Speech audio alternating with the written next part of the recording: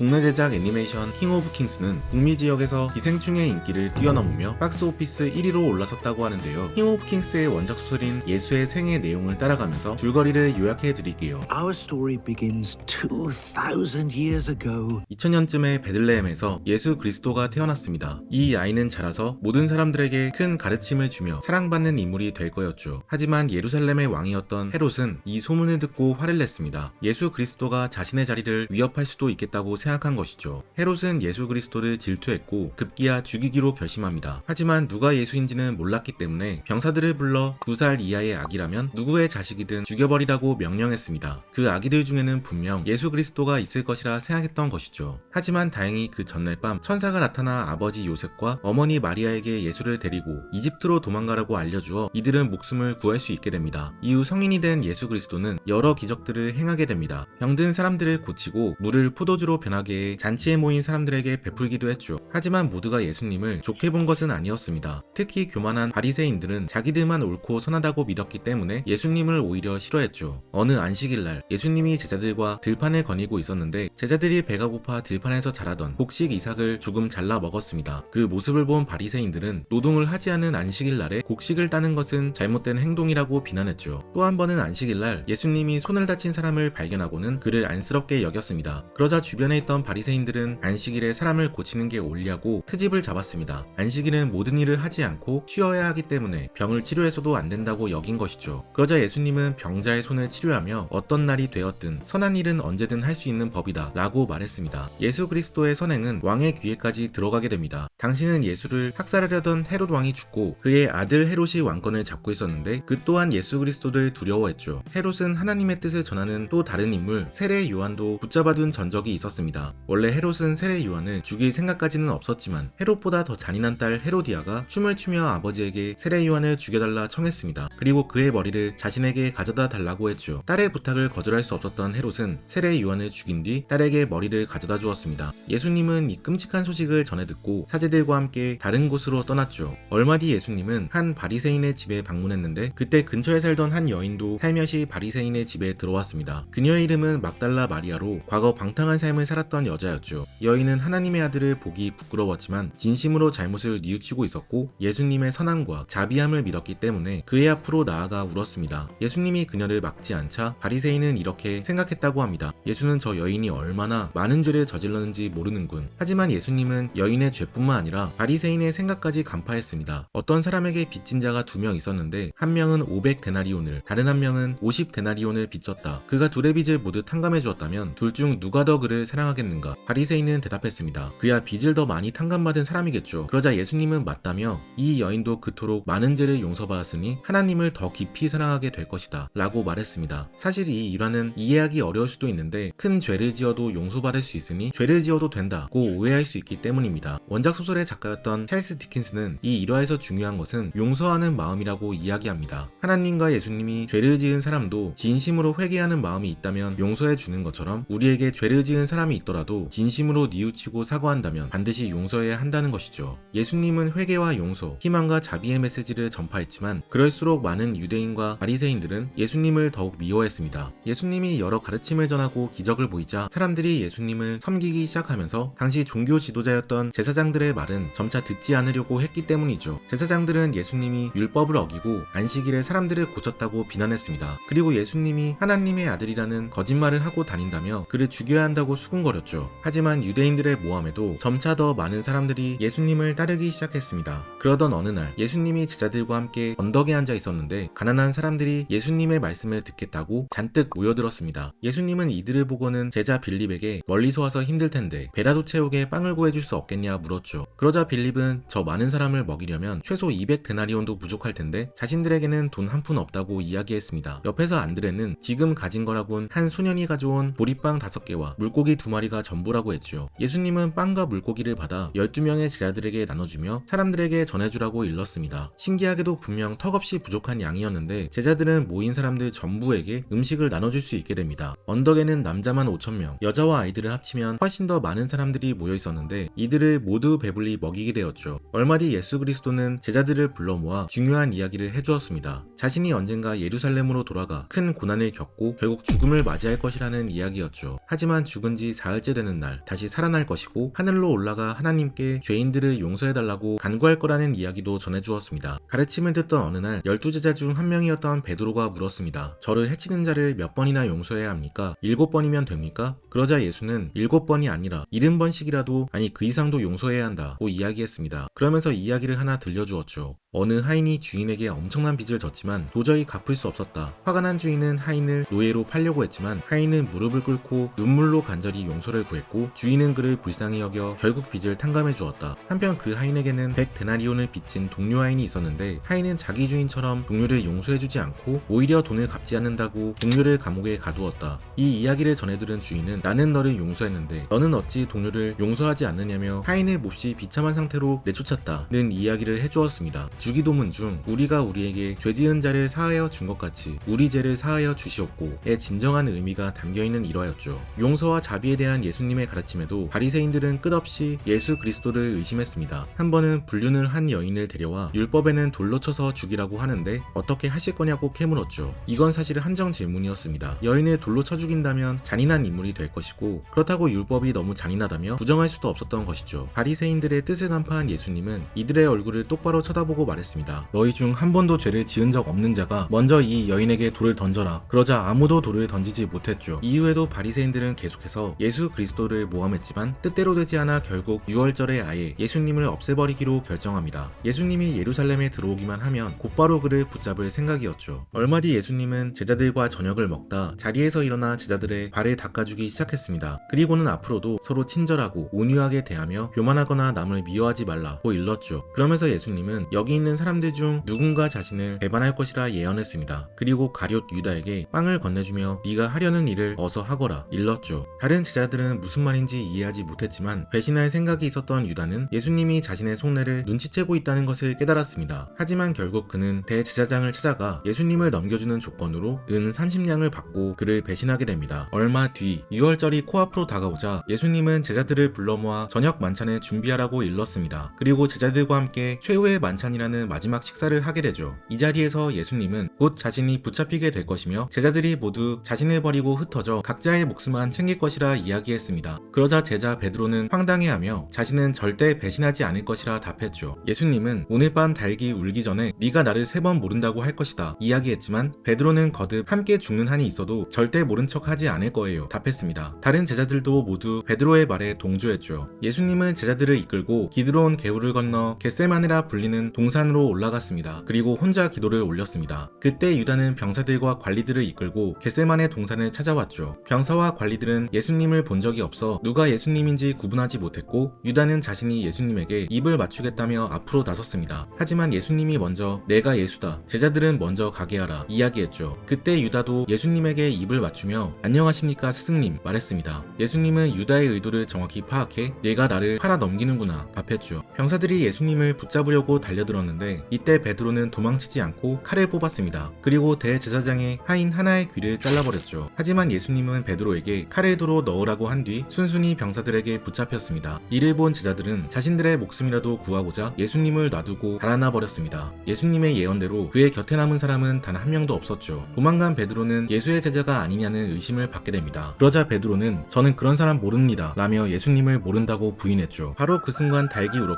베드로는 닭이 울기 전에 자신을 3번 부인할 거라던 예수님의 말씀이 떠올랐습니다. 죄책감에 잠긴 베드로는 밖으로 뛰쳐나가 눈물을 흘렸죠. 한편 붙잡힌 예수님은 유죄 판결을 받게 됩니다. 가룟 유다는 자신의 배신으로 예수님이 죽음에 이를 상황이 되자 극심한 공포를 느끼며 은화 30냥을 다시 대제사장에게 돌려주겠다고 소리쳤습니다. 죄 없는 사람의 피를 팔아 넘겼다며 돈을 받을 수 없다고 했죠. 하지만 그의 잘못을 되돌릴 수 없었고 유다는 극심한 절망에 빠졌습니다. 얼마 뒤 그는 끔찍한 모습으로 발견되었죠. 한편 예수님은 로마 총독 본디오 빌라도가 재판을 집행하던 법정에 끌려가게 됩니다. 빌라도는 유대인이 아니었기 때문에 예수님에게 이렇게 물었습니다. 유대인들과 대제사장들이 당신을 나한테 넘겼다. 도대체 무슨 짓을 저질렀는가? 그러면서 빌라도는 예수님의 죄를 찾아보려고 했지만 그 어떤 죄도 찾지 못했습니다. 그러자 유대인들은 거짓으로 죄를 꾸며냈습니다. 그는 가르침으로 사람들을 미혹했습니다. 갈릴리에서부터 그렇게 해왔습니다. 갈릴리 지역은 헤롯 왕의 관할이었기에 빌라도는 예수를 헤롯 왕에게 보냈습니다. 원래부터 그를 싫어하던 헤롯은 호위병들과 둘러앉아 예수 예수 그리스도를 조롱했고 화려한 옷을 입혀 다시 빌라도에게 돌려보냈습니다. 빌라도는 제사장과 사람들에게 아무런 죄도 찾지 못했다고 이야기했지만 사람들은 죄를 지었다고 목소리 높여 이야기했죠.